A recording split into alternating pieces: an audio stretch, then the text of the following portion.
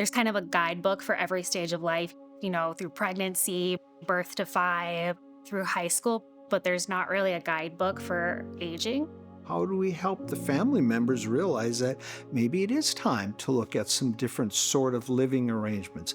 How do you have that conversation with dad to say, you really shouldn't be driving a car anymore? Many of them have worked so hard their whole lives, but something has happened, whether it's the economic crises or recessions, and so the finances just aren't there for them. I think we have so many stereotypes about aging, right? Thinking that aging is about disability and decline and becoming lonely and isolated. We know that 93% of people 65 and older live at home and in their communities. We're all aging, and so we all need to be aware of this and how we can create our communities to last for a lifetime.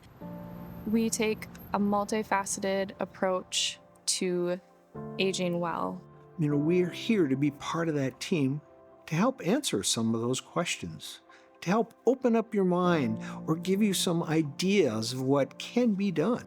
Knowledge really is power. So when people know where to turn, they feel more empowered and they feel safer aging in place and independently and in the ways that they want to. One gentleman called. He was very, very discouraged. Financially, he was really struggling, and he just told me how alone he felt and how he didn't have a lot of hope.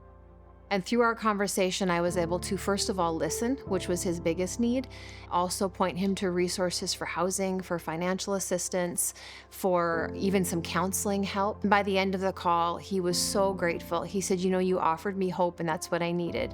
I had a call from a person who his native language was not English. He was at the pharmacy trying to pick up his prescription drug plan. His Medicare just started June 1st, but he didn't have his Medicare cards yet. Intuitively, I knew what questions to ask him. I was able to call him back. Within about 25 minutes, he had his prescriptions and he was done. Currently, I'm focused on our age-friendly community work, supporting now about 10 different communities to help identify some of the gaps and then develop action plans and creative solutions like accessory dwelling units. We're also looking at programs like home sharing and exploring whether or not that would be feasible. I did a falls prevention class in a local independent senior living, and one of the class members went to her resident council and advocated for there to be kind of like a buddy check-in system through the phones at their apartment building, and they actually went ahead and created that system just because of her showing up to that meeting and advocating for what they needed. It's heartbreaking to hear the stories, but it's great to know that we might prevent those for folks that maybe didn't know about a certain scam, and we were the folks that helped them understand the different tenets of that scam and what to look out for. It really just fills my bucket, I guess you can say, to know that I can be that encourager, that I can help another human being feel that they still have a purpose. It gives me goosebumps right now just thinking about it. I think that one of the most impactful things that you can do is helping people become empowered and to advocate for themselves. Is there an easy button all the time? Not necessarily, but you work toward finding a solution.